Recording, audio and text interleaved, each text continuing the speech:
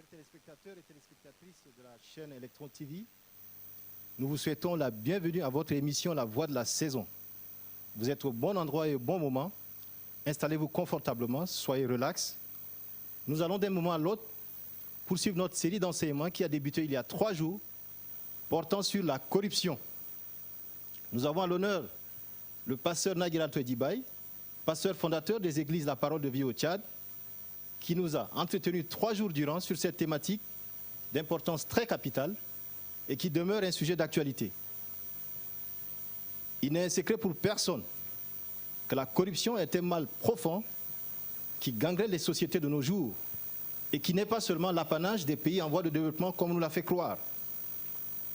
Mais la bonne nouvelle est que nous pouvons venir à bout de ce phénomène en développant la culture de l'intégrité comme nous l'avons appris hier, mais aussi en suivant à la lettre les instructions contenues dans la parole de Dieu qui nous ont été enseignées par son serviteur. Je vous laisse découvrir la suite par vous-même. Sur ce, j'invite la chorale à nous conduire dans un petit moment d'adoration, après quoi, le pasteur va avancer ici pour nous livrer ses enseignements. Bonne écoute à tous, soyez bénis.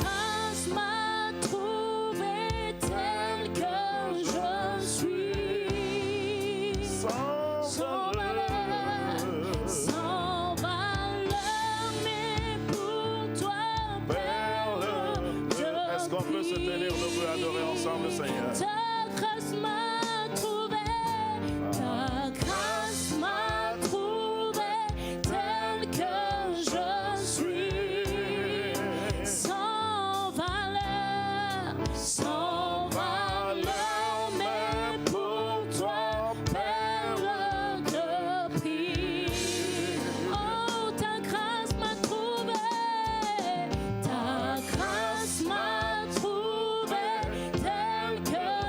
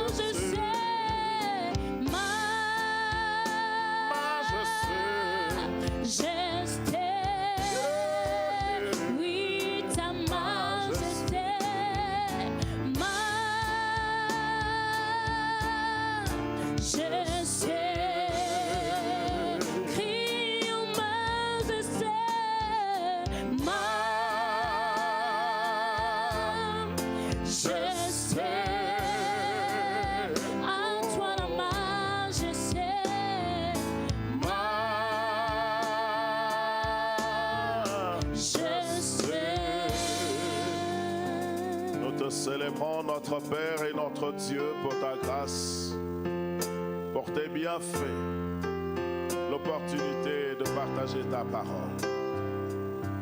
Avec frères et sœurs, avec téléspectateurs, téléspectatrices, nous voulons, Seigneur, prier que ta grâce soit avec nous, au nom puissant de Jésus. Amen. Que le nom du Seigneur soit glorifié. Bénissons le Seigneur. Gloire à Dieu.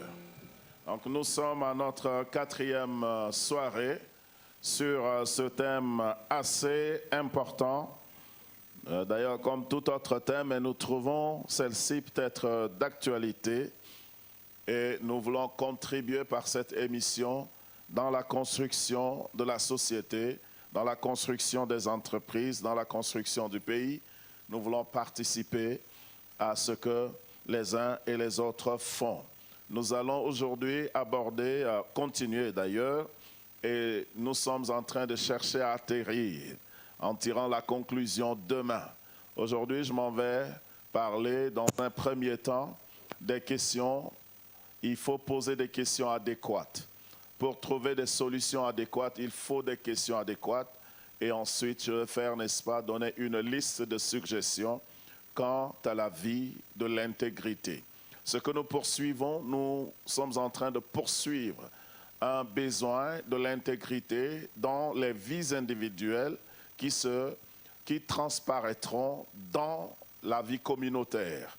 Donc aujourd'hui, nous allons essayer un peu de voir à l'intérieur de nous-mêmes, en tant qu'individus, comment est-ce que nous pouvons exhiber la vie ou bien faire montre de l'intégrité dans notre vie et demain tirer une conclusion en nous exhortant, en nous défiant, en nous poussant à la chose. Et je m'en vais lire un texte biblique qui, d'une manière vraiment intéressante, résume un peu ce que c'est que la vie de l'intégrité, ou bien où est-ce que la corruption, une vie de corruption, une vie sans loi nous mène, et qu'est-ce qu'une vie d'intégrité fait dans notre vie. Je reviendrai peut-être dans des textes appropriés, dans ces textes et d'autres textes demain pour tirer la conclusion et nous motiver davantage, nous encourager. Souvenons-nous, n'est-ce pas, que le but, ce n'est pas de nous offenser, de vous offenser, mais le but, c'est de vous défier au bien. C'est de vous défier au bien. Le texte se trouve dans le livre de la sagesse, l'un des livres de la sagesse dans la Bible, Proverbes de Salomon. Proverbes. Le livre de Proverbes est écrit en grande partie par ce roi, Salomon, le plus sage de tout le temps. Est-ce que Dieu lui a donné une sagesse sans égale à son époque, et Dieu a dit que même après lui. Et lorsque nous lisons un peu tout ce qu'il a écrit, nous pouvons apercevoir, n'est-ce pas, le bout de la sagesse que Dieu a donnée à cet homme. En plus, ses expériences dans la vanité l'ont amené à apprendre beaucoup de sagesse de manière empirique, de manière empirique, donc de manière basée sur l'expérience, d'où par la suite il écrira, n'est-ce pas, vanité des vanités, tout est vanité et poursuite de vent. Donc il a tenté de faire pas mal de choses, mais il s'est rendu compte que ces choses ne le menaient nulle part. Et il fallait revenir vers Dieu, vers la justice, vers le droit.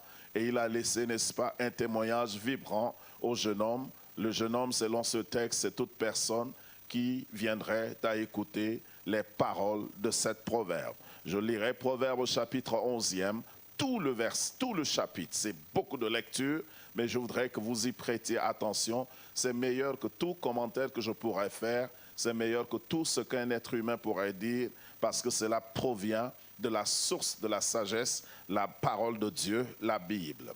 Voici ce que le verset 1 dit. Vous allez, si vous y prêtez attention, vous allez voir, n'est-ce pas, que ça résume de manière substantielle tous les détails, manifestations de la corruption.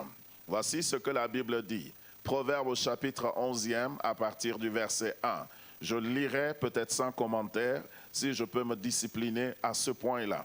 La Bible dit, « La balance fausse est en horreur à l'Éternel, mais le poids juste, lui, est agréable. Quand vient l'orgueil, vient aussi l'ignominie, mais la sagesse est avec les humbles. L'intégrité des hommes droits les dirige, mais les détours des perfides causent leur ruine. Au jour de la colère, la richesse ne sert à rien, mais la justice délivre de la mort.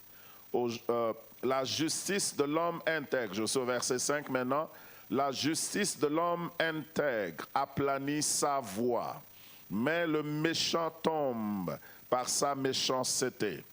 La justice des hommes droits les délivre, mais les méchants sont pris par leur malice. À la mort du méchant, son espoir périt, et l'attente des hommes iniques est anéantie. Le juste est délivré de la détresse, et le juste est délivré de la détresse, et le méchant prend sa place. Ce qui veut dire que le méchant sert de rançon au juste. Quand le juste doit périr, le méchant va à sa place. Verset 9. Par sa bouche, l'impie perd son prochain, mais les justes sont délivrés par la science. Quand les justes sont heureux, la ville est dans la joie. Et quand les méchants périssent, on pousse des cris d'allégresse. La ville s'élève par la bénédiction des hommes droits, mais elle est renversée par la bouche des méchants. Celui qui méprise son prochain est dépourvu de sens, mais l'homme qui a de l'intelligence se tait. Celui qui répand la calomnie dévoile les secrets, mais celui qui a l'esprit fidèle les garde. Quand la prudence fait défaut, le peuple tombe, et le salut est dans le grand nombre des conseillers. Celui qui cautionne autrui s'en trouve mal, mais celui qui craint de s'engager est en sécurité. Une femme qui a de la grâce obtient la gloire, et ceux qui ont de la force obtiennent la richesse. L'homme bon fait du bien à son âme, mais l'homme cruel trouble sa propre chair. Le méchant fait un gain trompeur, mais celui qui sème la justice a un salaire véritable. Ainsi la justice conduit à la vie, mais celui qui poursuit le mal trouve la mort. Ceux qui ont le cœur pervers sont en abomination à l'Éternel, mais ceux dont la voie est intègre lui sont agréables. Certes, le méchant ne restera pas impuni, mais la postérité des justes sera sauvée. Un anneau d'or au nez d'un pourceau, c'est une femme belle et dépourvue de sens. Le désir des justes, c'est seulement le bien. L'attente des méchants, c'est la fureur. Tel qui donne libéralement devient plus riche, et tel qui épargne à l'excès ne fait que s'appauvrir. L'âme bienfaisante sera rassasiée, et celui qui arrose sera lui-même arrosé. Celui qui retient le blé est maudit du peuple, mais la bénédiction est sur la tête de celui qui le vend. Celui qui recherche le bien s'attire de la faveur, mais celui qui poursuit le mal en est atteint.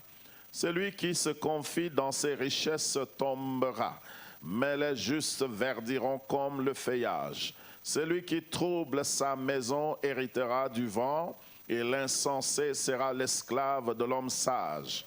Le fruit du juste est un arbre de vie, et le sage s'empare des âmes. Voici, le juste reçoit sur la terre une rétribution. Combien plus le méchant et le pécheur. Donc le texte finit par nous dire, n'est-ce pas, que chacun de nous aura une récompense. La récompense, la rétribution, donc la récompense pour ceux qui font le bien. Une récompense, n'est-ce pas, une récompense pour leur bien, mais ici-bas sur la terre. Et la Bible dit, si le juste reçoit sa récompense ici-bas, le méchant aussi recevra sa récompense ici-bas. Ça veut dire, n'est-ce pas, une punition. Donc chacun de nous va moissonner, chacun de nous va récolter ce qu'il aura sémé ici-bas. Ceux qui auront sémé le bien, ceux qui auront pris en compte les autres et le droit, ceux-là pourront, n'est-ce pas, recevoir leur bénédiction en temps voulu de Dieu. Donc l'objectif, c'est de nous motiver à bâtir, à mener une vie d'intégrité. Alors, le sous-thème que je donne aujourd'hui, comment bâtir son intégrité personnelle? Comment bâtir son intégrité personnelle? Je crois qu'en écoutant ces enseignements depuis ces jours, les uns et les autres ont certainement pris des résolutions dans leur cœur de mener une vie d'intégrité, de mener une vie de droit, une vie de justice, une vie qui plaise à Dieu, une vie qui glorifie Dieu et qui contribue positivement dans la vie des autres. Ainsi, je m'en vais, n'est-ce pas, je viens de lire Proverbes au chapitre 11e, tous les versets. Je vous suggère de lire aussi, n'est-ce pas, dans 2 Corinthiens au chapitre 8, le verset 21, et de lire à la maison Proverbes au chapitre 4e, les versets 25 à 26. Je reviendrai sur les 2 derniers versets demain pour clôturer.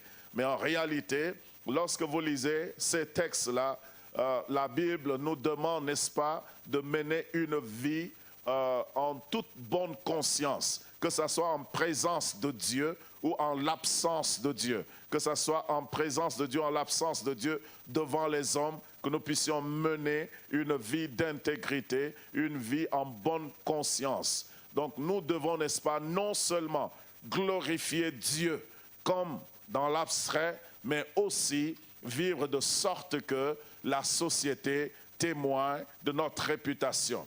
Nous sommes en train d'atterrir et demain, nous allons essayer de conclure à ce sujet. Et nous avions vu, n'est-ce pas, comment Néhémie, dans le redressement, dans la réforme, a tenté de cibler des catégories bien indiquées pour lui permettre de faire la réforme. Et en établissant des gens responsables, il a établi des gens ayant une bonne réputation, une réputation d'avoir été fidèle. Alors, comment bâtir, n'est-ce pas, sa propre intégrité? Comment est-ce que je pourrais vivre une vie dont je serais fier, une vie d'honneur, une vie de justice, une vie, n'est-ce pas, sans regret, une vie d'avoir vécu pleinement, d'avoir vécu dans la plénitude, en ce sens que ma vie n'a pas servi seulement à moi, mais ma vie a servi et à moi, et à ma famille, et à un grand nombre de personnes. Comment est-ce que je peux avoir vécu de manière, n'est-ce pas, à influencer positivement, à contribuer positivement, comme Jésus l'a fait par exemple. Donc nous allons voir, n'est-ce pas, comme je l'ai dit, il faut se poser des questions justes pour parvenir à des réponses justes. Lorsque l'énoncé est mal posé, un enseignant nous a raconté l'histoire d'un test, une histoire d'un test où l'énoncé a été posé. Maintenant, on a posé l'énoncé et un élève a dit, monsieur, j'ai l'impression que l'énoncé là contient une erreur. Les gens avaient dit non, que c'était bien comme ça. Il y avait des élèves qui étaient pressés et qui avaient traité le sujet très rapidement. Mais vers la fin de l'heure, les gens ont découvert finalement que l'énoncé contenait des erreurs. Et si l'énoncé contient des erreurs, certainement la réponse ou les réponses contiennent aussi des erreurs. Donc lorsque je suis en quête des solutions pour un problème, je dois me poser des questions adéquates pour m'aider à arriver à la destination escomptée. Lorsque vous voulez, n'est-ce pas, aller dans une ville quelconque, lorsque vous cherchez, n'est-ce pas, des agences et que vous voulez aller dans une ville, par exemple en Afrique, qu'on appelle Faya-Largeau, si vous voulez arriver dans cette ville, vous cherchez les agences, il faudrait poser la question, où est-ce que je pourrais trouver, n'est-ce pas, une agence? On vous dira, mais une agence est vague. Agence de voyage, il y en a tellement. Est-ce que vous voulez aller, agence de voyage, par la voie aérienne, par la voie routière? Par la voie routière, on vous dira laquelle. Vous voulez aller dans quelle ville, dans quelle destination? Et si vous dites, celui qui vient directement, montrez-moi l'agence qui me mènera à Faya-Largeau. Celui-là aura posé une bonne question. Et celui-là, lorsqu'on l'indiquera, lorsqu'on le dirigera, cette personne parviendra à Faya-Largeau. Mais si quelqu'un demande seulement de manière vague, indiquez-moi une agence de voyage, et on se présente, et le premier véhicule qui arrive, la personne monte dedans, soyez sûr que la personne se trompera. Et s'il ne se trompe pas, c'est que Dieu est vraiment rempli de grâce envers cette personne. Donc il faudrait se poser des questions justes. Et voici un certain nombre de questions qu'il faut se poser. Vous qui nous suivez depuis la maison, vous qui êtes ici, si vous voulez mener une vie d'intégrité, si vous voulez mener une vie sans regret, posez-vous un certain nombre de questions. Et voici la première question. Comment est-ce que je démontre l'intégrité dans ma vie tous les jours? Comment est-ce que je démontre? Donc la question n'est pas au passé, la question est au présent. Donc depuis, avant que je ne vive, avant que je n'écoute ce message, et maintenant dans ma vie quotidienne, et je dois me poser cette question, comment est-ce que moi qui suis là, vous qui êtes là, comment est-ce que je démontre l'intégrité dans ma vie de tous les jours? D'abord, cette question va vous amener à vous évaluer. Et la réponse à cette question va vous indiquer si vous vivez dans l'intégrité ou vous ne vivez pas dans l'intégrité. Comment est-ce que je démontre l'intégrité dans ma vie de tous les jours? Donc si vous évaluez la journée d'aujourd'hui, vous allez déceler si vous avez été intègre à un moment et malhonnête à un moment, alors vous saurez, n'est-ce pas, que voilà comment vous démontrez l'intégrité dans votre vie. Donc cette question-là, tous les jours, nous permet de nous évaluer. La deuxième question que je me poserai est que comment est-ce que je peux, de la meilleure manière, développer une volonté de posséder davantage de l'intégrité? Je reprends la question.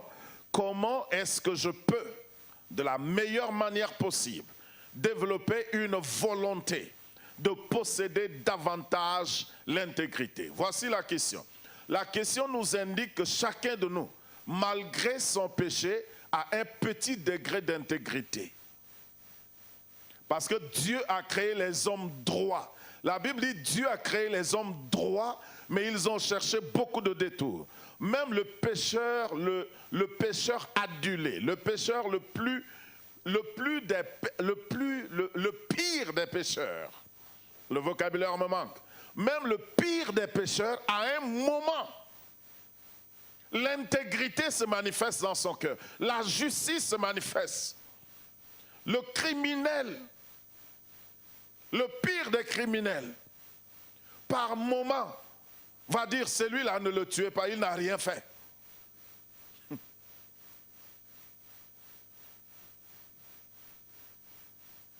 Le sanguinaire, à un moment, démontre de la justice. Parce que la justice est une partie de Dieu qu'il a donnée à l'homme. Et nous le manifestons d'une certaine manière. Et seulement ceux qui valorisent ce côté de l'intégrité vont grandir en intégrité. D'autres valorisent le côté méchant. Mais à un moment donné, le criminel, le cruel, le sanguinaire décide de reconnaître que des gens sont innocents et les laisser aller. Donc la première question va m'amener, moi le pécheur, à me rendre compte qu'à un moment donné, j'ai été bon. Hier, j'ai fait du bien à quelqu'un. Donc comme j'ai fait du bien à quelqu'un, comment est-ce que je dois faire pour posséder plus de volonté? La question veut dire comment est-ce que je peux, de la meilleure manière, développer une volonté de posséder davantage de l'intégrité. Donc comme je me suis rendu compte, j'ai fait du bien hier, ou il y a un mois, et vous voyez, quand vous faites le bien, il y a un témoignage intérieur qui vous dit que vous êtes bon. Il y a une joie qui émane de ça. La joie d'avoir fait du bien. Donc quand vous ressentez ça, il faut développer une volonté de posséder davantage de l'intégrité. Donc comment est-ce que je peux posséder ou développer, posséder davantage? Donc comment est-ce que je peux grandir du bon côté? Troisième question. Qu'est-ce qui empêche mon intégrité de se mettre en place et de se manifester? Donc je développe la question précédente, la volonté d'être bon. Maintenant, quand je fais l'évaluation, à la première question, à la deuxième et à la troisième, je me rends compte que je ne manifeste pas beaucoup d'intégrité, mais quand même j'en manifeste. Donc je développe la volonté. Donc il est question de la volonté à la question 2. Comment est-ce que je peux développer une volonté? On avait dit hier que pour qu'il y ait une culture d'intégrité, il doit y avoir une décision intentionnelle, si vous voulez, de vivre dans l'intégrité. Et on a dit que cette décision doit être désinvolte, sans intérêt.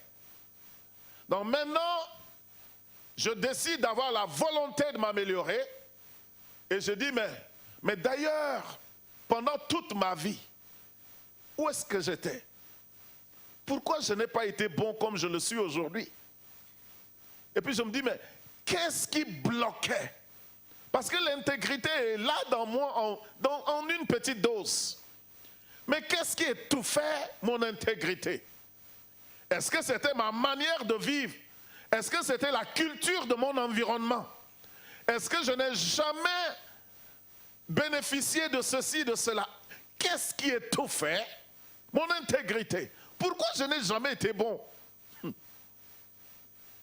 Qu'est-ce qui m'a rendu si méchant?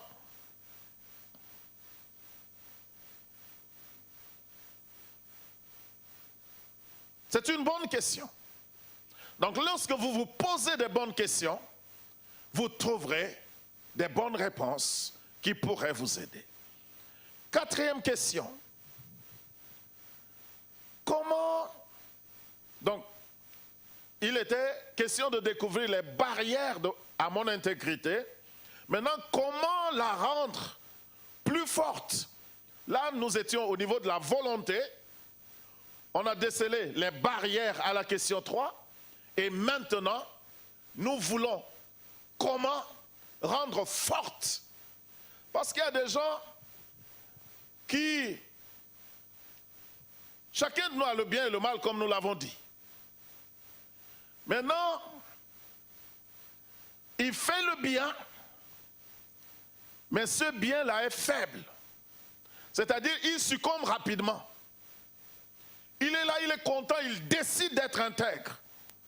Mais devant une situation donnée, il laisse aller, après il regrette, il demande pardon, et après il se mortifie, ainsi de suite.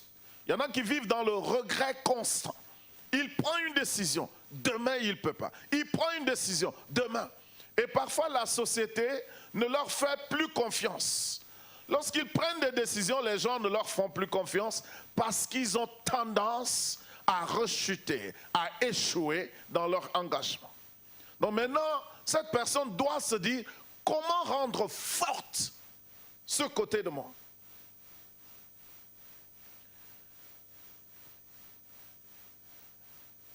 Et le rendre forte, ou plus forte, même en temps d'incertitude. C'est là le problème.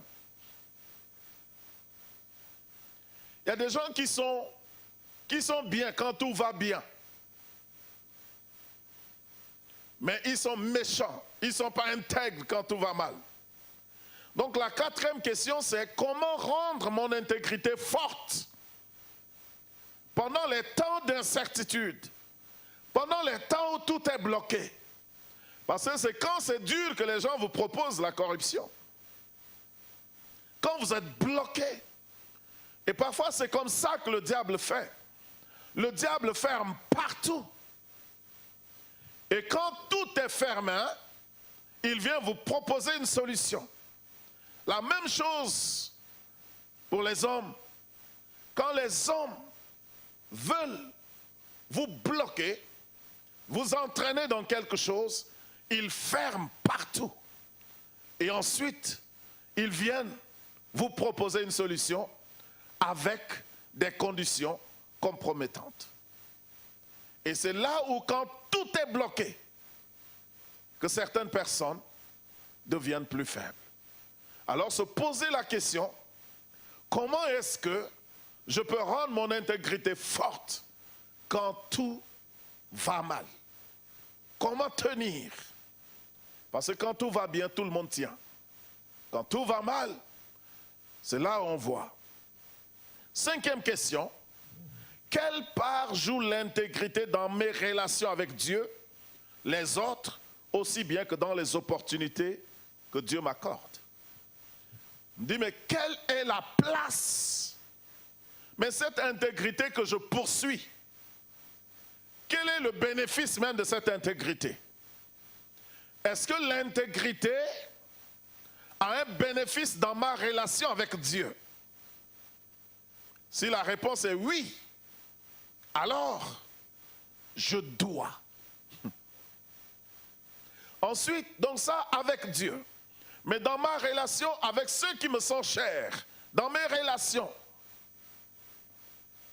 avec ma femme, mes amis, mes frères en Christ, mes frères dans le sang, mes collègues au travail, est-ce que l'intégrité joue un rôle important dans nos relations?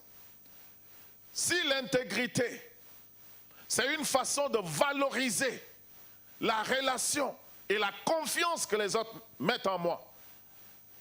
Parce que quelqu'un a défini la corruption comme étant la trahison de la confiance.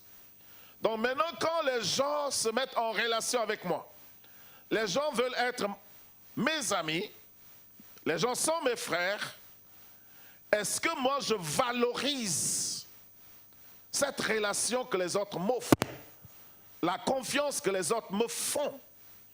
Est-ce que je valorise? Si je valorise, qu'est-ce qui pourrait rendre fortes nos relations? C'est l'intégrité. c'est la franchise, c'est l'honnêteté, c'est l'équité, c'est le respect de l'autre. Donc si l'intégrité a de l'importance dans mes relations, alors l'intégrité vaut la peine d'être pratiquée. Combien sont déçus parce que les autres n'ont pas été intègres dans les relations? Les autres ont bafoué leur confiance, trahi leur confiance. Alors si je ne veux pas faire une chose pareille aux autres, je dois m'efforcer de vivre dans l'intégrité. Sixième question, donc, et les opportunités. Non, cinquième toujours, les opportunités. Quand j'ai des opportunités d'affaires, dans le monde des affaires, la parole d'un homme d'affaires le lit. Et si les paroles comptent dans le domaine des affaires, c'est les paroles qui scellent les contrats. On parle des termes de contrat. Donc si je suis quelqu'un qui respecte les termes de contrat, alors je suis un homme d'affaires digne de confiance. Donc l'intégrité dans le domaine des affaires va m'ouvrir d'autres opportunités. Donc si je saisis les opportunités d'affaires avec intégrité, qu'est-ce que j'en gagnerai? La réponse à ces questions me pousserait à l'intégrité. Sixième, quand est-ce que j'ai exercé l'intégrité le plus? Chacun de nous a un petit degré d'intégrité et par moment, on se sent que non, là j'ai été vraiment intègre. C'est comme notre relation avec Dieu. Il y a des moments où tu te dis non, là, je suis spirituel. En cette période-là, Dieu me parlait à l'oreille comme ça. Vous sentez des choses dans votre relation avec Dieu. Vous vous sentez bien. À un moment donné de votre vie, vous sentez que vous avez fait l'effort d'être un homme juste. Dites-vous, quand est-ce que j'ai vraiment fait l'effort d'être un homme juste au top? J'étais juste au top. J'étais juste, mais là j'étais vraiment juste. J'étais vraiment intègre. Quand est-ce la dernière fois? Est-ce hier? Est-ce maintenant? Il faut chercher. La réponse va t'amener à examiner comment tu as vécu en cette période. Comment tu as dit oui, comment tu as dit non. Tes oui et tes non en cette période donnée, tes engagements, ta manière de vivre t'ont amené à être intègre à cette période et tu trouveras, n'est-ce pas, des éléments essentiels qui te permettront de dire « Ah d'accord, je comprends ce que j'ai fait. Je faisais ceci, je faisais cela, je priais le matin, que Dieu me guide avant d'aller et avant toute décision, je pensais à Dieu, je consultais la volonté de Dieu, la volonté écrite, la volonté révélée avant de décider. Quand quelqu'un faisait des propositions, je demandais conseil avant de faire et ainsi de suite. Tu te dis, ah, le secret de cette époque, c'était ceci. Donc tu repars et tu prends les acquis et tu ajoutes dessus. C'est ainsi que tu peux développer, bâtir l'intégrité personnelle. Et une dernière question que je voudrais suggérer. Dans quelle situation as-tu échoué d'être intègre? Qu'est-ce qui t'a terrassé? N'est-ce pas que en cette période, j'ai été intègre? J'ai résisté à telle tentation. J'ai résisté à telle tentation. J'ai résisté à telle. On m'a même proposé. Ceci, j'avais refusé. Mais qu'est-ce qui, comme je l'avais dit, certaines personnes sont faibles autour du repas. Quand on les tente partout, mais on crée une condition, invitation à l'hôtel, et on se lève et on les apprécie. On dit, oh, on fait leur éloge devant les gens et tout. Après, ils ne savent plus. Ils sont emballés dans la chose. C'est pour ça que la Bible dit, beaucoup de gens flattent les hommes généreux. Quand vous êtes généreux, donc quand quelqu'un veut vous avoir, il peut créer des conditions propices pour vous avoir simplement. Donc, vous vous rendrez compte que non, c'était autour, n'est-ce pas, du porc. Hein, c'était autour du bœuf ou bien du bif. C'était autour du poulet. Donc, vous dites, ah, je suis faible devant le gigot d'un poulet. Si on m'offre le gigot d'un poulet, on peut facilement arracher mon oui. Donc, tu te dis, d'accord, je vais me discipliner.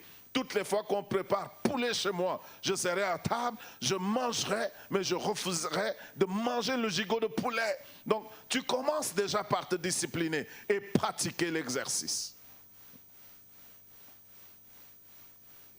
Donc, chacun de nous, en se posant des questions justes, saura à quel point il est faible dans ce domaine, il est faible dans ce domaine-là. Il y a un frère, là, un frère, c'est peut-être que ça ne répond pas, mais appliquez cela dans tous les domaines. La Bible dit, fuyez l'iniquité. La Bible suggère que nous ne sommes pas assez forts pour résister au péché. Il y en a qui se croient forts. Non, je suis fort, je vais tenir. Non, la Bible dit il faut fuir. Il faut s'en éloigner. Le péché envahit sans qu'on le sache. Alors, un frère, une sœur en Christ l'aimait. La sœur lui a rendu visite. Et sans s'en rendre compte, non, c'est lui qui a rendu visite à la sœur, cette fois-ci. Je ne sais pas pourquoi ils sont restés dedans, mais la sœur a simplement ôté les habits. À sa place, qu'est-ce que vous ferez? Il y a quelqu'un qui a dit, si Pierre a régné Jésus, lui aussi peut régner Jésus avant de revenir.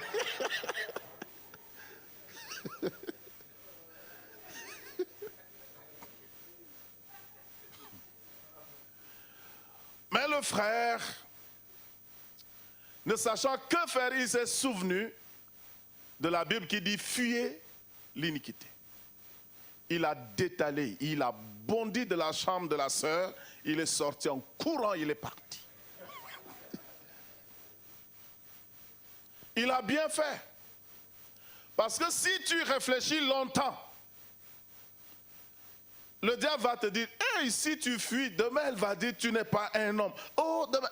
Le diable va commencer par te prêcher et toucher ton ego d'homme. Et tu vas tenter de faire quelque chose. Il a fui, il est parti. Donc, chacun de nous connaît le point faible, son point faible. Donc, si nous voyons que ce qui tourne autour là, je ne peux pas résister, autant s'en éloigner. Si les environnements dans lesquels vous êtes ne vous permettent pas de... Vous voyez que la chose est en train de venir vers vous, quittez simplement. Il y a quelqu'un dans mon village. Lui, par contre, il n'est pas fort dans la lutte. Donc quand vous voulez vous battre, c'est une grande personne, quand vous voulez vous battre, dès que vous rencontrez cric comme les vrais lutteurs, dès que vous vous saisissez, lui dit, lui il n'est pas fort debout. Donc il met sa main derrière votre nuque et il vous attire vers lui. Il va quitter avec un morceau de vous dans la bouche.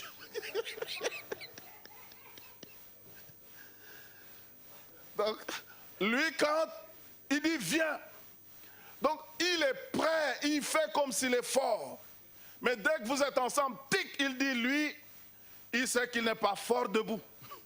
Donc il dit viens.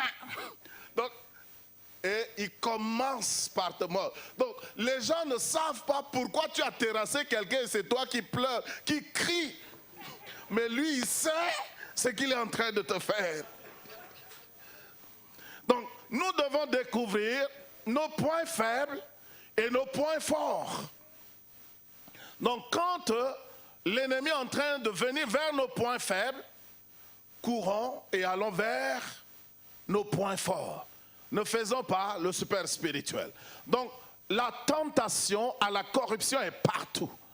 Parfois, vous pouvez sentir de loin que ce que les gens sont en train de faire, ils sont en train de vouloir vous entraîner dans telle ou telle autre chose. Je ne vous conseille pas nécessairement de prendre la fuite, mais de prendre des dispositions, si c'est dans le domaine des affaires, et de pouvoir même rédiger déjà vos termes de contrat et essayer d'aller avec des termes de contrat là où vous pouvez, n'est-ce pas, faire des concessions, là où vous ne pouvez pas faire des concessions, parce que cela viole l'intégrité de vos convictions. Il est important de déceler dans quelle situation j'ai échoué de pratiquer l'intégrité dernièrement. Dans quelle situation? Et ça va vous amener à résoudre un problème, un autre problème et un autre problème. Voilà quelques questions assez importantes pour nous aider à bâtir notre intégrité personnelle. Voici quelques suggestions. Bon, maintenant, si on suggère, donc aujourd'hui en réalité, quand nous voyons, le sous-titre c'est « Comment bâtir ». Le comment est important. Le comment est important. Si je me tiens et je prêche contre le péché et je ne montre pas la voie de sortie du péché, j'ai fait un travail à moitié. C'est pourquoi le comment est important. C'est la voie de sortie. Et la voie de sortie commence toujours par des interrogations importantes. Et ces interrogations ne sont que suggestions de ma part et de la part des autres, mais vous pouvez, n'est-ce pas, avoir plus d'interrogations concernant votre cas. Et maintenant, je finis par les suggestions, pour les quelques minutes qui nous restent devant. Les suggestions. Donc, pour, n'est-ce pas, pratiquer. Donc, nous passons de la question à des phases pratiques, des pauses, des prises d'action. Dans un premier temps, identifie les aspects de ta vie qui nécessitent ou qui requièrent le changement.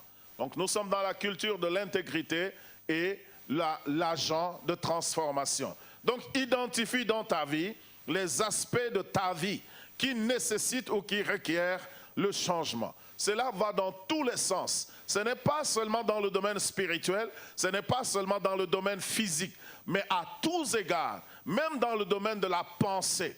Tous les domaines que nous avons explorés, il y a des aspects qui ont besoin de changement, d'amélioration. Il y a des choses à tuer en nous. Il y a des choses à magnifier en nous. Il y a des choses à tuer en nous. Il y a des choses à alimenter. Donc nous devons, n'est-ce pas, voir à l'intérieur de nous-mêmes. Chacun de nous doit voir à l'intérieur de soi-même. Qu'est-ce qui me rend fier de moi?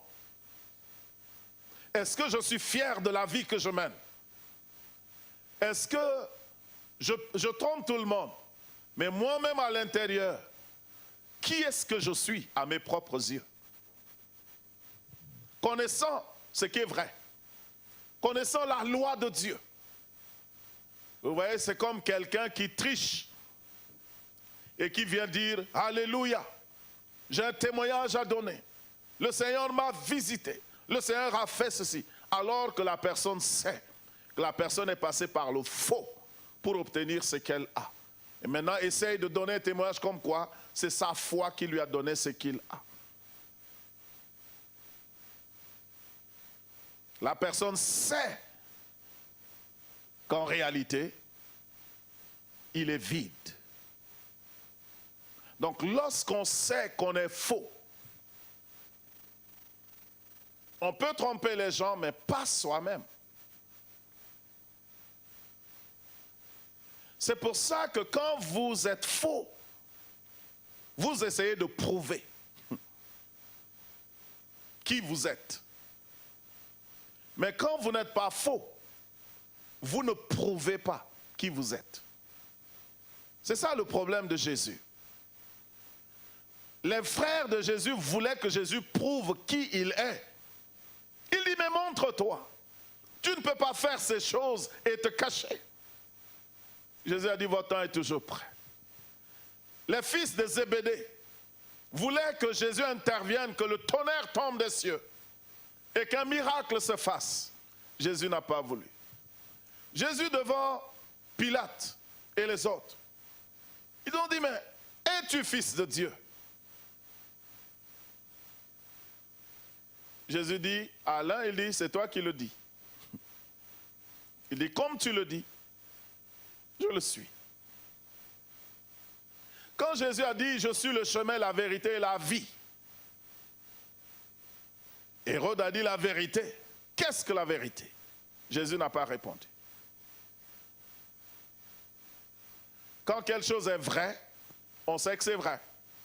Il n'y a pas de mots pour expliquer, mais c'est vrai. Donc, quand tu es vrai, tu ne cherches pas à prouver par des moyens détournés qui tu es. Tu es. Tu es. On ne va pas demander à un manguier de prouver qu'il est manguier. Quand il y a les mangues dessus, on mange, on sait que c'est un manguier. Donc, nous, il y a tellement de mascarades. Et nous avons dit, l'un des problèmes de la société, c'est ça. Quand les gens veulent prouver qu'ils sont ceci, quand les gens veulent combler un vide en eux, les gens sont obligés de faire des mains et pieds pour obtenir des choses qui ne sont que superficielles. Identifie les aspects qui nécessitent. Donc ce sont des aspects que ce n'est pas quelqu'un qui te le dit, c'est toi qui le sais. 2, il faut déterminer les raisons qui vous empêchent ou qui nous empêchent de vivre avec plus d'intégrité. Il faut les déterminer. Il faut les écrire quelque part. Ce n'est pas seulement au niveau de la question maintenant. C'est au niveau des réponses. Quand tu trouves des réponses à tes interrogations, il faut maintenant, quand tu trouves des raisons qui t'ont empêché à tel moment d'être intègre, il faut les énumérer. Il faut les circonscrire. Et à chaque fois, c'est comme un temps, nous prions. Nous avions un cahier de sujets de prière dans notre petit groupe. Et ce cahier de prière, il y avait des sujets réguliers. Des choses que nous demandions concernant notre vie spirituelle.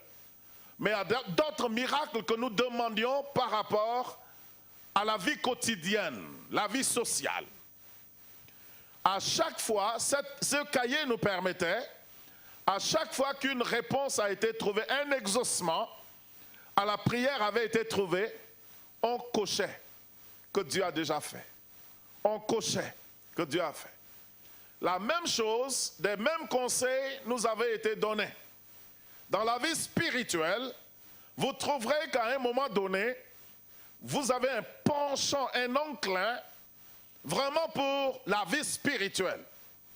Alors qu'à un moment donné, vous êtes tenté par vraiment la passion et les choses de la vie. Et il nous arrivait, sur une longueur d'un mois par exemple, tel frère dirait, moi j'ai un souci. J'ai un souci avec le sexe opposé. À chaque fois que je suis devant un sexe opposé, voici, je ne regarde que des parties sensuelles et j'ai des difficultés. Et on marquait le nom du frère et on priait à chaque fois. Donc nous prions plusieurs fois par semaine. Donc quand on se retrouvait, on prenait d'abord le cahier de la semaine et on priait pour des sujets déjà existants.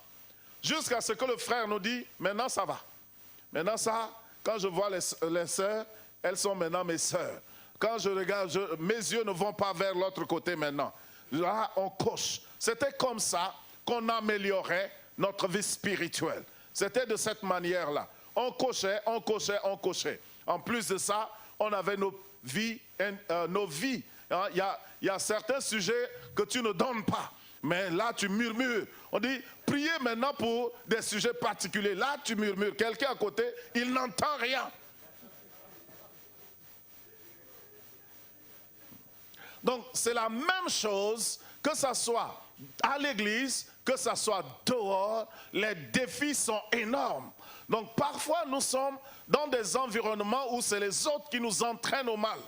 Nous avons envie, tout être humain a besoin de se sentir accepté et aimé. Donc, quand nous vivons dans un environnement où les gens, beaucoup de gens sont corrompus, et c'est ça le problème de la vie de l'intégrité. C'est difficile de vivre son intégrité parce que quand tu veux être intègre, tu n'es pas à la mode. La corruption est devenue la mode. Que quand tu veux vivre une vie correcte, tu deviens un extraterrestre parmi les autres. Et c'est surprenant, les gens vont penser que vous êtes stupide. Ils vont penser, mais tu viens d'où? Mais il faut qu'il y ait des gens de distinction. Et il faut se déterminer. Quand vous vous corrompez, vous perdez votre identité. Vous n'êtes plus fier de vous-même. Vous ne vous sentez pas digne de vous-même. Vous trahissez toutes les valeurs. Si dans votre famille il y a une valeur, si dans votre tribu il y a une valeur,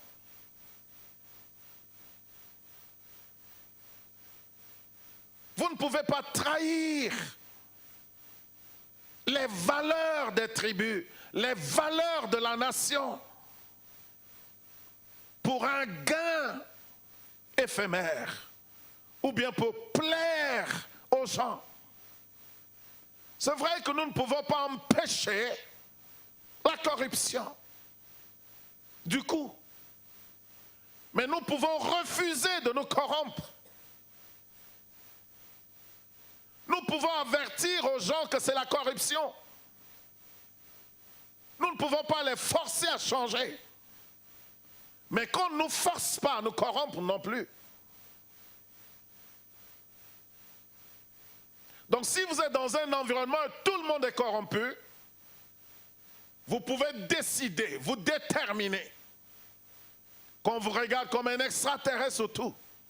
Mais je vous le garantis, quand vous dites non à la corruption, la personne rentre avec une interpellation. Parfois la personne, la nuit, ne peut pas dormir. La personne va chercher à vous ôter de sa pensée. Mais la personne ne pourra pas. C'est là le danger. Quand vous dites non à certaines personnes, ils vont chercher à vous piéger. Ils vont investiguer dans votre vie les jours qui arrivent. Au lieu de changer et être comme vous, ils vont vouloir vous pointer de doigt et vous afficher comme étant le pire. Comme ça, et vous et lui, vous êtes corrompus. Nous ne devons pas faire ainsi. Si nous vivons de la corruption et quelqu'un nous montre la bonne voie, ne cherchons pas à piéger la personne. Ne creusons pas dans son passé pour ressortir un mal. Ça contribue au mal. Mais en ce moment, la personne refuse la corruption. La personne est envoyée de Dieu pour nous interpeller. Donc je reviens à nous qui voulons nous améliorer, à nous tous, vous qui êtes à la maison, vous qui êtes au bureau et qui nous suivez. Il faut déterminer les raisons qui vous empêchent de vivre avec plus d'intégrité. Est-ce les autres? Est-ce l'atmosphère? Est-ce que vous faites pour vous sentir à la mode? Est-ce que vous le faites? Est-ce que vous vous corrompez pour qu'on ne vous critique pas? 3. Faire face aux obstacles qui nous affaiblissent en nous poussant à trouver des excuses. Voici, nous trouvons des excuses. Nous trouvons des excuses.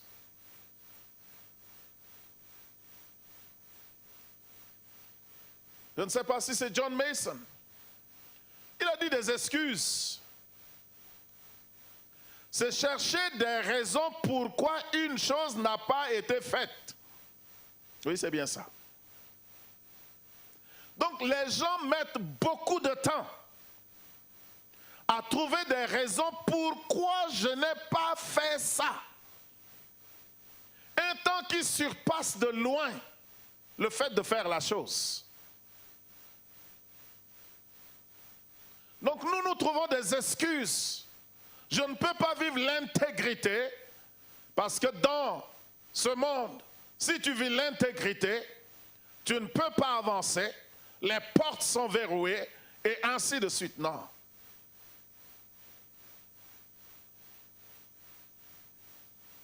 Donc faire face aux obstacles qui nous affaiblissent. Quand vous vous trouvez des excuses, vous vous affaiblissez. Je crois que c'est toujours John Mason qui le dit. Il dit, quand vous trouvez des excuses, vous êtes en train de vous dépouiller de votre capacité de réaliser quelque chose.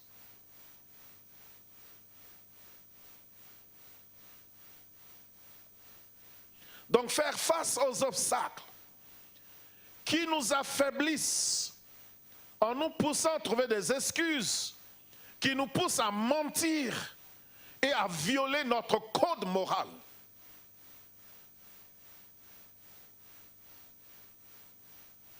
Quatrième suggestion. Lorsque vous voulez vivre dans l'intégrité, il faut bâtir des relations à la maison, aussi bien qu'au travail, fondées sur la franchise. La Bible dit, ne vous y trompez pas. Les mauvaises compagnies corrompent les bonnes mœurs. Donc si tu décides de vivre, de mener une vie d'intégrité, il faut se décider à bâtir des nouvelles relations. Il y a certaines personnes avec qui, lorsque vous ne pourrez jamais être intègre dans la vie. Le jour où vous devenez intègre, vous devenez leur ennemi. Autant s'en démarquer et créer d'autres relations. Et comme nous l'avons déjà plusieurs fois souligné sur cette chaîne, certaines personnes ne sauront jamais qui ils sont à cause des relations qu'ils entretiennent. Ils ont des amis qui ne méritent pas leur calibre. Des amis qui les retiennent, qui les tirent vers le bas. Autant prendre une décision et se faire de nouveaux amis. Même si ce sont des amis d'enfance, que les liens d'enfance restent, la connaissance reste, mais que l'intimité se sépare. Nous pouvons nous donner rendez-vous, prendre du thé par moment, mais des choses sérieuses ne peuvent pas se décider avec cela. Donc bâtir des relations tant à la maison. Vous voyez, dans nos maisons même, ce n'est pas tout le monde qui voudrait l'intégrité. J'ai rencontré des gens, quand le jeune homme se saoulait et était irresponsable, il était en paix avec sa famille. Mais quand le jeune homme a décidé de ranger sa vie, d'être avec Dieu, il ne boit plus, il ne vit plus de la débauche.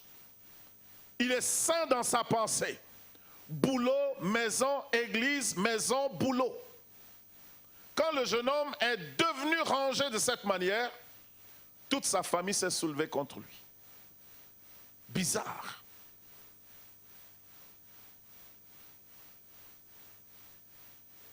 Donc même dans nos maisons, certaines familles ne nous permettent pas de vivre l'intégrité. Mais si tu identifies ces obstacles et tu établis, pourquoi établir des nouvelles bonnes relations?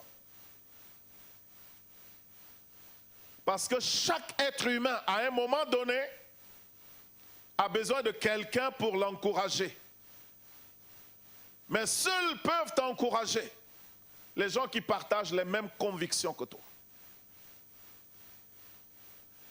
Si tu vas vers quelqu'un qui ne partage pas, quelqu'un qui partage les convictions de tes ennemis pour demander conseil, il va te demander d'épouser la philosophie de l'ennemi.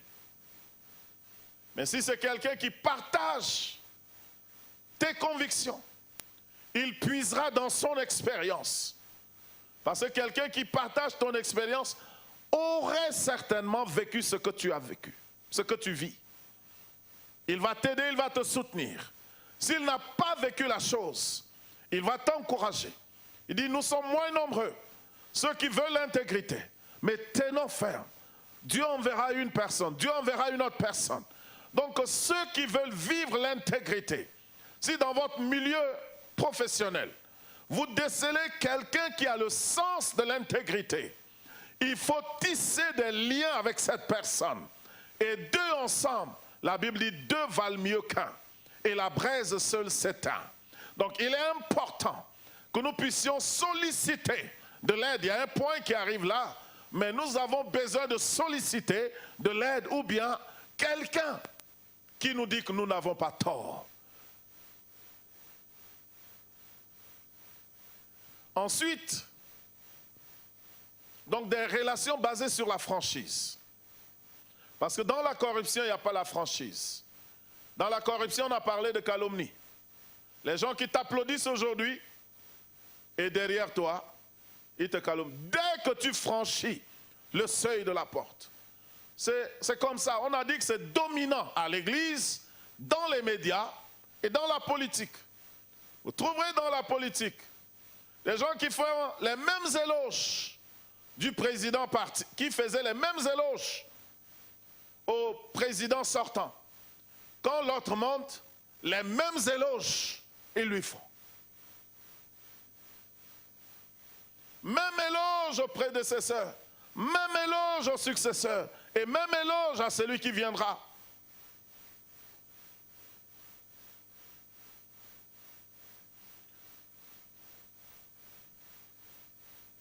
Donc la franchise. Ensuite, on dit le cinquième point. Établir une liste des tâches et comportements dans lesquels tu deviendras digne de confiance. Un homme intègre, c'est un homme digne de confiance. Dieu a dit à Abraham dans Genèse 17, verset 1, il dit, je suis l'Éternel Dieu Tout-Puissant. Marche devant moi et sois intègre. Un homme intègre, c'est un homme digne de confiance. Dieu dit à Satan, as-tu considéré mon serviteur Job? C'est un homme intègre qui craint Dieu et qui évite le mal. C'est ça l'intégrité. Craindre Dieu, éviter le mal. Est-ce que le mal est d'ordre moral seulement? Non. C'est moral, c'est à tous égards. Donc il faut établir une liste de tâches et comportements. Qu'est-ce qu'une tâche? C'est une action bien précise, bien dynamique, pas dans l'abstrait. Ce n'est pas seulement la liste, mais des pas à prendre pour vaincre une chose. C'est actif, c'est dynamique, c'est concret, c'est tangible. Des actions tangibles, pratiques. Et des comportements, la conduite dans lesquels tu deviendras digne de confiance. Maintenant, tu as décelé, n'est-ce pas, Pourquoi tu n'avais pas été intègre à tel moment? Pourquoi tu as été intègre? Et quand tu n'es pas intègre, tu perds la confiance de Dieu et la confiance des hommes. L'intégrité produit la confiance. Et quand tu perds la confiance, maintenant tu te dis, qu'est-ce qui me rendra digne de confiance à nouveau? Qu'est-ce qui va restaurer mon image?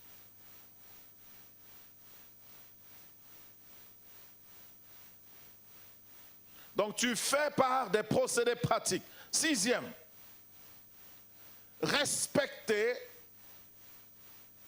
la propriété d'autrui. Respecter ce qui ne m'appartient pas. Dans les 10 commandements, Dieu a même dit que tu ne convoiteras pas l'âne. Certains d'entre nous, si quelqu'un nous donne l'âne, on va dire, je n'ai pas où le garder.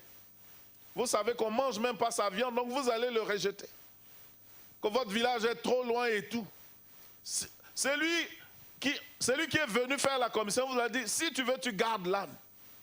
Mais Dieu dit, même l'âne de ton voisin, tu ne convoiteras pas. Et la Bible dit, si l'animal de ton voisin s'égare, tu le prends, tu le lui ramènes. Donc la Bible nous enseigne tout ce qui ne nous appartient pas.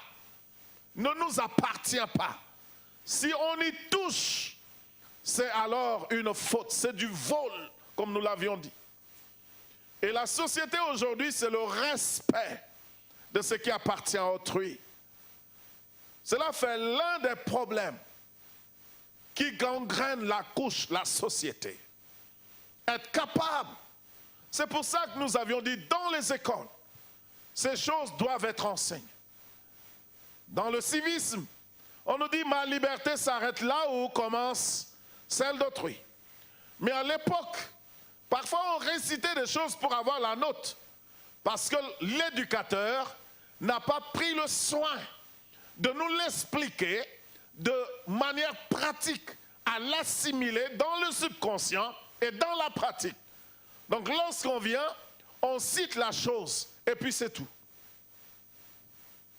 Donc il faudrait, n'est-ce pas, que cela soit corrigé, comme nous l'avions suggéré hier. Le respect de la chose d'autrui. Dans certains villages, dans certaines villes d'ailleurs, tu peux exposer des choses. Le lendemain, tu reviens trouver la chose à sa place.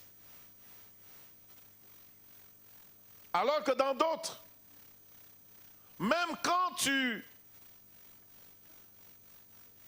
enchaînes même ton engin pour aller causer avec ton frère, c'est de l'enchaînement, on torture nos engins.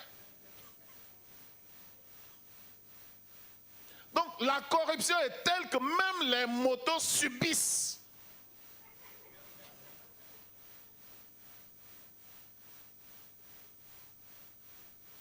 Même là, on vient prendre. Si on ne parvient pas à couper la chaîne, on prend avec pouce-pouce ou brouette, on s'en va avec. Il y en a qui viennent garer pick-up même pour prendre ces choses. Le respect de la chose d'autrui. Si on respecte ce qui appartient à autrui, on saura respecter les limites. 7. Nous avons quelques points encore, pourtant c'est l'heure. 7.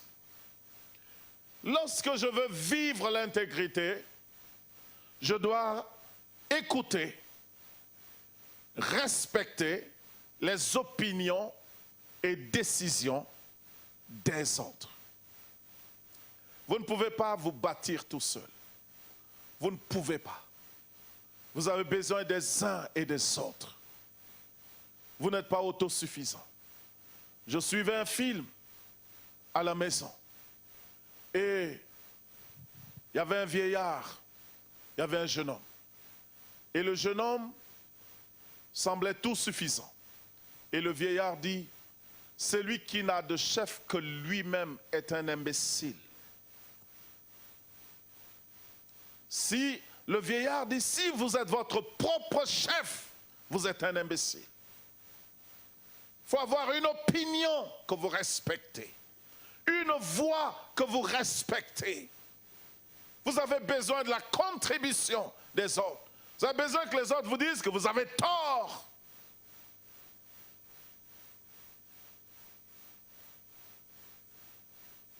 Quand j'ai reçu le baptême dans le Saint-Esprit, et voilà, j'étais spirituel, dans l'euphorie, je croyais avoir la réponse à toutes choses. Je croyais avoir la réponse à toutes choses.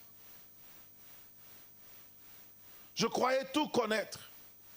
De sorte que mon opinion, quand je donne mon opinion et que ce n'est pas respecté, je deviens frustré. J'ai l'impression que Dieu m'a parlé, les hommes ne sont pas spirituels pour discerner la voix des hommes, la voix de Dieu. Je pensais que l'homme pouvait avoir toutes les réponses. Et au fur et à mesure, par le contact des autres, j'ai appris un certain nombre de choses et je continue d'apprendre en réalité. Et aujourd'hui, je peux, par moment, je me rends compte que je suis participatif. Je me rends compte que j'utilise la méthode participative. Par moment, je laisse les gens parler d'abord. Parfois, les gens trouvent des idées, les gens trouvent des réponses géniales. Quand on a tort, il faut savoir respecter l'opinion des autres. Il faut savoir respecter les décisions des autres. Ne pas imposer les choses et ainsi de suite. 8. Faire toujours plus que ce que tu attends des autres. Ça, c'est la règle d'or. 9. S'attendre à essayer et s'attendre à une erreur de procédé ou de processus qui requiert un effort persistant. Vous voyez, vous décidez d'être juste. Vous vous dites, terminé à partir d'aujourd'hui, je ne ferai plus ceci. Je prends Dieu à témoin. Les gens parlent comme ça. Je prends Dieu à témoin. Je ne ferai plus. Nos décisions et volontés sont parfaites. Mais dans la pratique, on échoue. En réalité, quand les gens décident du fond de leur cœur, ils ont décidé. Pierre a dit, Maître, même si tous t'abandonnent, moi, je ne t'abandonnerai pas. Jésus a dit, d'accord. Je sais que tu mourras avec moi. Mais avant que le coq ne chante, tu vas dire à 3 reprises que tu ne me connais pas. Il dit, Pierre ne pouvait pas comprendre. En réalité, la décision de Pierre était sincère, honnête. C'était la perfection. Ce n'était pas qu'il mentait ou il disait ça pour plaire. C'était authentique. Mais au cours du chemin, il s'est rendu compte qu'il n'a pas fait comme il a dit. Il faut s'attendre à ça. Il faut s'attendre à ça. Et quand tu t'y attends, il faut t'attendre à réessayer encore, à repartir à zéro. Il y a des gens, quand ils décident comme ça, parfois il y en a qui prennent des décisions comme ça en public. Et quand ils échouent, au lieu de savoir que non, c'est juste quelque chose, c'est le parcours, l'ego et l'orgueil vont les amener à disparaître totalement. Ils vont aller d'un côté, du mauvais côté carrément. Donc, quelles que soient les décisions et désirs, attends-toi à une erreur de procédé ou de processus qui requiert un effort persistant. Donc, quand tu essaies et que tu échoues, reviens avec plus d'efforts. Redouble de courage. redouble d'efforts parce que c'est possible une vie d'intégrité. 10e, faire appel ou demander l'aide des autres comme mentor ou conseiller. Avant, tu développes des relations comme les pères, des gens de même niveau, des amis, des frères à la maison, des collègues. Mais aussi, développe cette capacité de demander de l'aide, de dire à quelqu'un qui a eu plus d'expérience que toi dans le domaine, comment as-tu fait? Il va te dire comment il a gémi, comment il a pleuré, comment les hommes l'ont roublé, comment les choses ont été siennes. Quand il revient demain, le contrat a été donné à quelqu'un d'autre. Mais voilà comment il a fait, comment j'ai fait, comment j'ai tenu. Voici. Donc, il faut demander de l'aide. 11. Développer sa responsabilisation personnelle. Quand quelque chose ne va pas, ne rejette pas le tort sur les autres. Prends la responsabilité sur toi. Dis bon, j'ai échoué là, c'est moi qui ai tort. Pardonnez-moi. Moi, j'ai tort là, c'est un pardonne-moi. Qu'est-ce que je dois faire? Je prends la chose sur moi. Donc, la responsabilisation personnelle.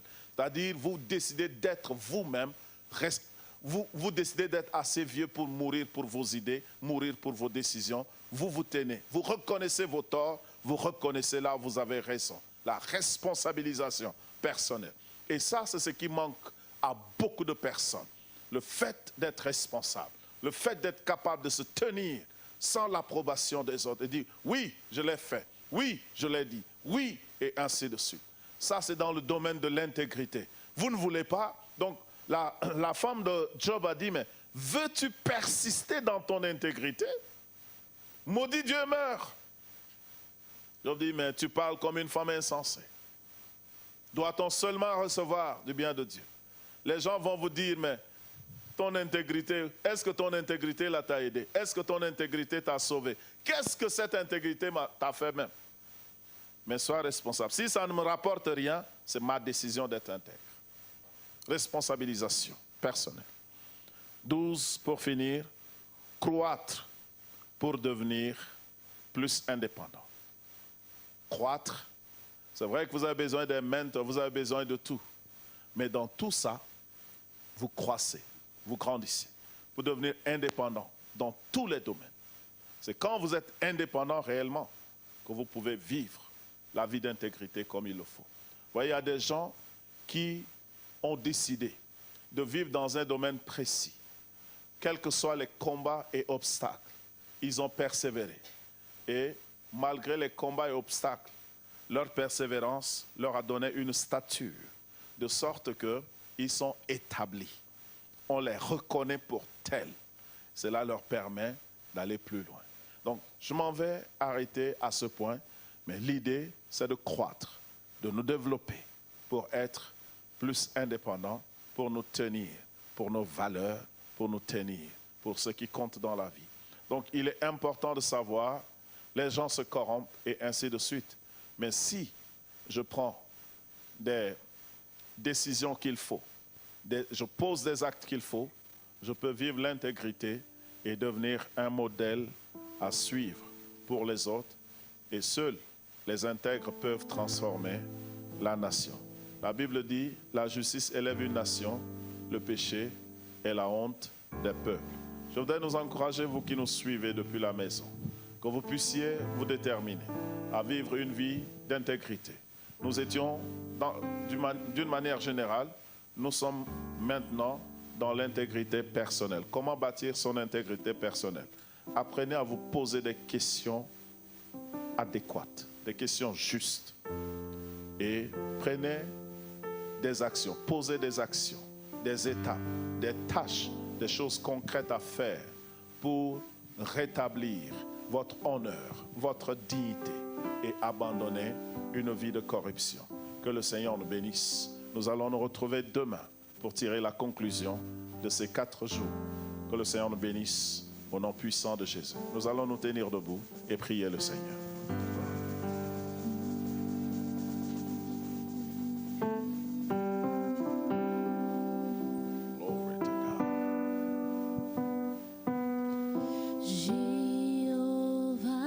Gloire à ton nom, Seigneur. Gloire à ton nom, Seigneur.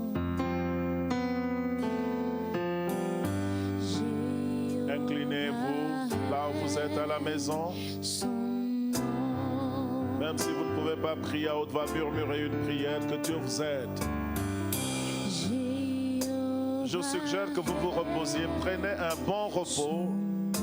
Et après le repos, réfléchissez sur votre vie. Et quelques points suggérés ici, réfléchissez-y.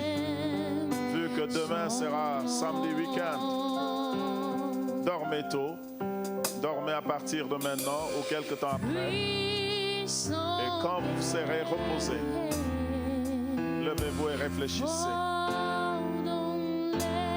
Que le Seigneur nous aide à faire de l'intégrité un point d'honneur.